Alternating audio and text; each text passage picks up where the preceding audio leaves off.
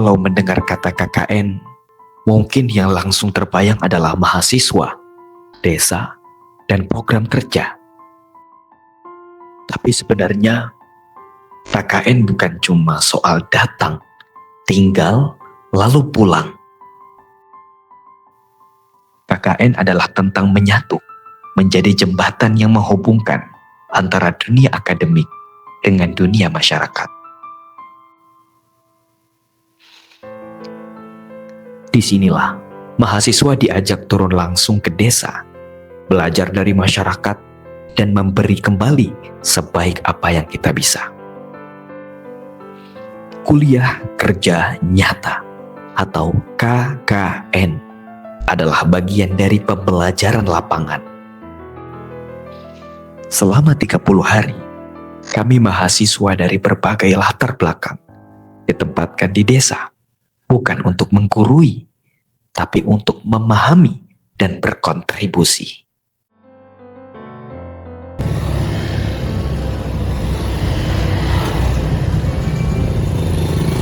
Kami ditempatkan di Kabupaten Tangerang, tepatnya di Desa Rajek Mulia, sebuah wilayah yang kaya akan sejarah dan kearifan lokal. Desa Rajek Mulia merupakan salah satu desa di antara 12 desa yang terdapat di Kecamatan Rajek. Desa ini memiliki 12 RW dan 94 RT.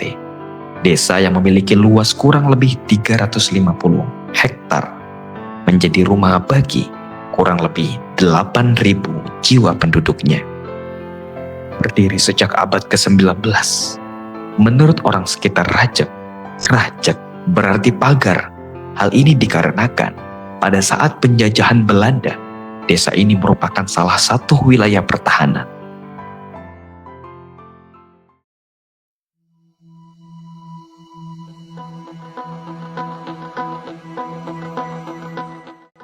Di minggu-minggu awal, kami tidak langsung bekerja. Kami mengamati, mendengarkan, dan belajar dari warga.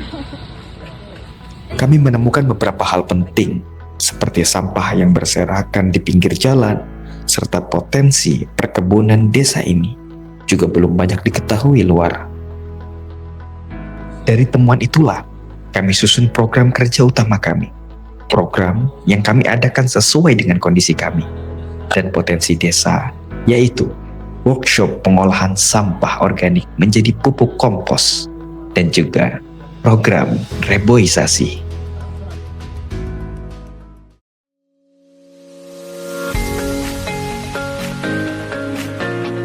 Di pagi yang cerah, warga dari berbagai usia berkumpul di balai desa dengan penuh antusiasme. Mereka belajar bersama bagaimana cara memilah sampah organik dari rumah tangga, mulai dari sisa sayur, buah, daun-daunan, hingga limbah kebun. Dengan bimbingan dari rekan kami, memiliki pemahaman di bidang tersebut. Mereka diajarkan teknik mengelola tumpukan bahan organik agar terurai dengan optimal, menjadi kompos berkualitas tinggi yang kaya nutrisi. Melibatkan pemahaman tentang keseimbangan bahan hijau dan coklat, kelembaban yang tepat, serta pembalikan tumpukan secara berkala untuk memastikan proses aerasi. Apa alat-alatnya lah? Dua bahan ini, 2 ember. Jadi kenapa kita pakai metode ember tumpuk, karena yang tadinya lebih mempercepat juga gitu, Bu. Iya, jadi ada campuran sampah juga gitu di dalamnya. Kan kalau misal tanah merah tuh ya tanah merah aja gitu kan, kalau yang bekas bakaran tuh udah nyampur kan. Kecil-kecil harus dipotong-potong terlebih dahulu baru bisa kita masukkan. Para peserta mencoba langsung membuat tumpukan kompos, berkonsultasi tentang kendala yang mereka hadapi selama ini dalam pengelolaan sampah rumah tangga.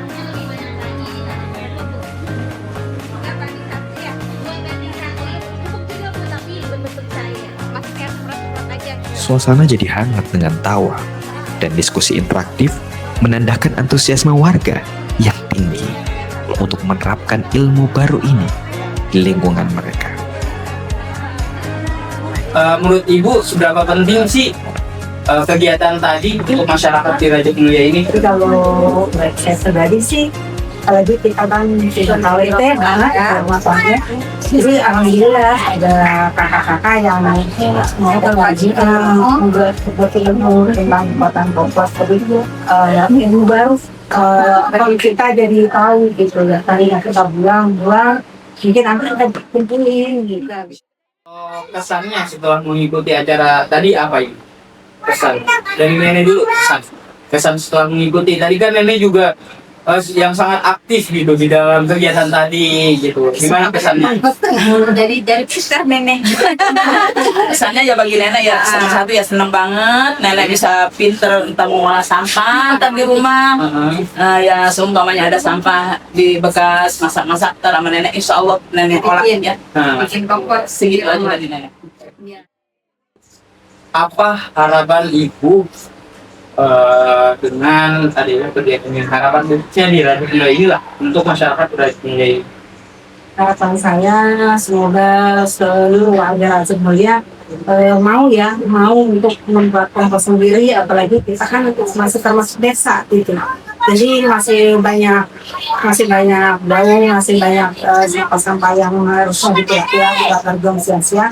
Jadi untuk setidaknya untuk kehidupan rumah kita sendiri, untuk bukan tanaman kita yang di pot-pot atau apa gitu. Jadi kalau cukup pribadi sih, kalau bisa seluruh ibu rumah tangga belajar sedikit-sedikit lah pengolahan kompos tadi. Jadi biar kita nggak beli pupuk ini yang kimia ya.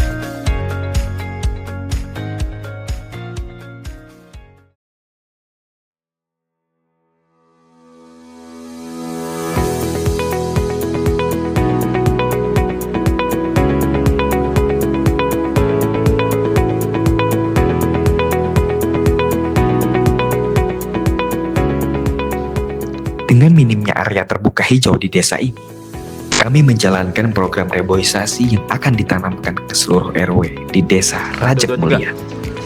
Halo guys, jadi Bersama-sama, mahasiswa dan warga melangkah ke area terbuka di pinggiran desa, membawa bibit pohon muda yang telah disiapkan. Sekitar 100 bibit. Berbagai jenis ditanam dengan penuh semangat. Penanaman ini bukan hanya simbol memperbaiki ekosistem desa, tapi juga wujud harapan untuk menjaga keseimbangan alam agar generasi mendatang dapat menikmati lingkungan yang hijau dan sehat.